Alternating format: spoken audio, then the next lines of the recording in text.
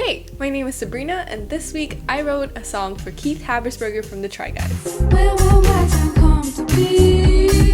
Why do I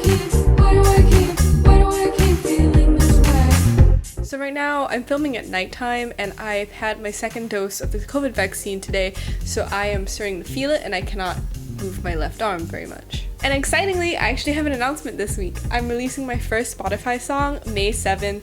The pre-save link will be in the description, and yeah, I hope you pre-save it. I hope you like it. On episode 104 of the Try Guys podcast, the Tripod, Miles played my advice that will go for Miles' theme song for the guys.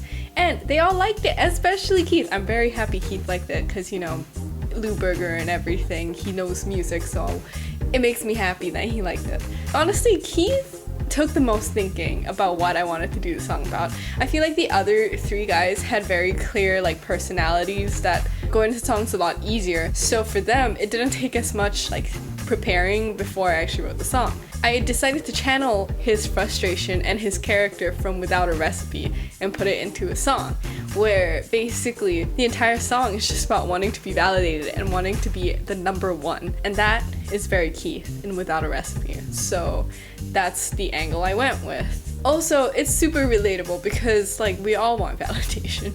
We all just want to know that we're doing good. As for what genre the song should be in, I remember once Keith saying that he really liked disco pop, so I chose disco pop. Dua Lipa's Don't Start Now, Levitating, and Lizzo's Juice were kind of the inspiration for how I wanted the song to sound like.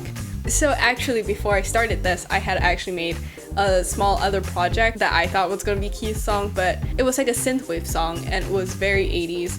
I liked it. I don't dislike it now. It just didn't kind of fit what I wanted, and it just wasn't what I envisioned this song to be, or a song for Keith. So I completely scrapped that halfway through and restarted. Moral of the story is do not fall into the sunk cost fallacy. It's never too late to change, no matter how much you've already invested in something. So let's get started on how I made this song. First really important thing you hear in every Dua Lipa song is the bass line. The bass line's gotta be kicking, it's gotta be bumping, it's gotta be funky. Instead of picking the chords first and then writing the bass line, I just kind of freehanded the bass line, kind of saw where all the bass licks took me, and then formed my chord progression on top of that.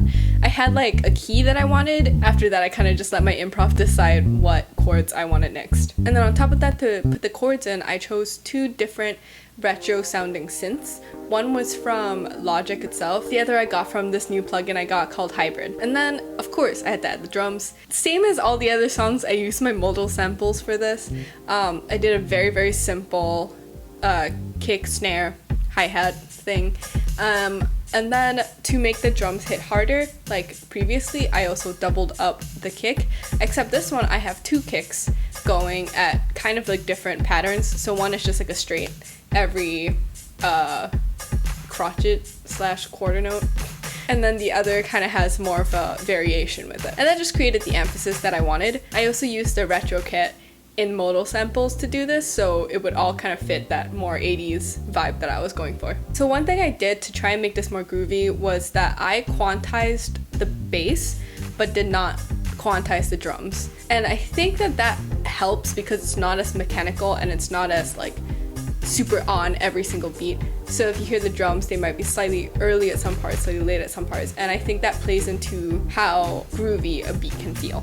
I wanted to quantize the bass because I didn't want everything to be unquantized. You need something quantized to show what the beat is supposed to be. So I chose the bass to be quantized since there were a ton of notes, and I thought that if it wasn't quantized, it just sounded a little too messy. I also added in another bass. This one's just a synth bass that just has one note on it. And I also added in the vocal drone, the same one that I had in my song last week, and that just kind of creates more of an atmosphere. That's kind of the only things I really have in the first verse. I also sidechained the vocals and the synth to the kick drum, the one that's going in every beat, and that kind of creates this pulsing effect in the background music, which I think is very common in a lot of these types of songs. So for the second verse, pretty much the instrumental is the same.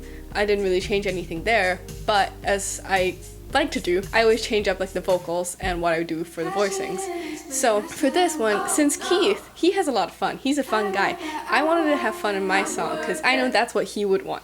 I added in this group of people shouting as like an echo to the main vocals. So there's kind of a call and response effect going on. So now I'll talk about the pre-chorus a little bit. I heard this chord progression on Bruno Mars and Anderson Parks, I can't say that, Parks, their new song Leave the Door Open, and I absolutely loved it. I just love the way it like opens up into the chorus, and that was something I wanted to try as well. So I kind of took the chords that they used and then put that in the pre-chorus, and because of the way that it opens up, I thought this was a great place to put like a bunch of harmonies and to just like go ham with the vocals.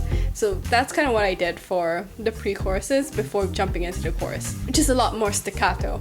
So for the chorus, while I was listening to Dua Lipa's Don't Start Now song, she does this thing where in the chorus she kind of cuts back on a lot of instruments, and all you really hear very clearly are the bass and her voice and some drums. I took inspiration from that, cut out one of the synths and added in a new synth pattern for the one that's still playing. I then kept the drums the same, but the bass then kind of shines through a little bit more, like you can really hear the bass pattern in that, and I wanted it to be super catchy. I didn't want this song to be super like lyric heavy or anything. This was supposed to be just a fun pop song, so I kind of focused on it being a lot more catchy and poppy. This is also not to say that Dua Lipa's lyrics are simple, by the way. She's actually so great. I don't know where I've been this whole time. So next we have the bridge, and this bridge, this one took me a while.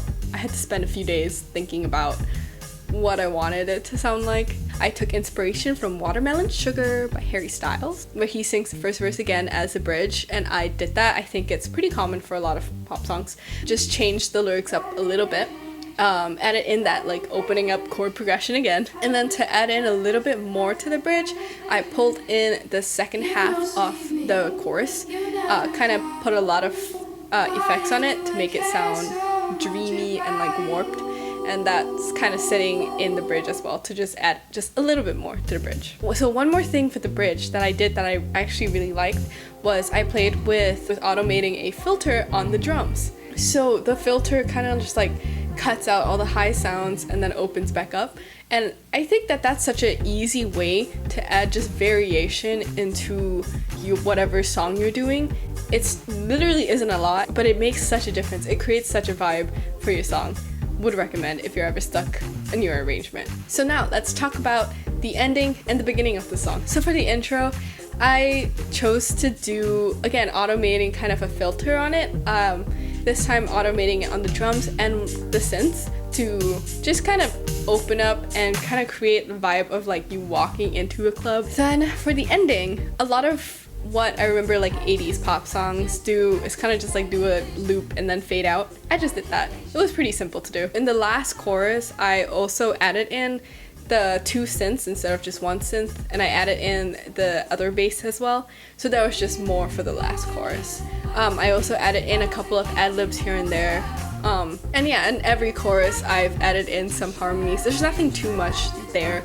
I didn't really use the harmonies for anything. I just kind of put them in because they sound nice and they sound good.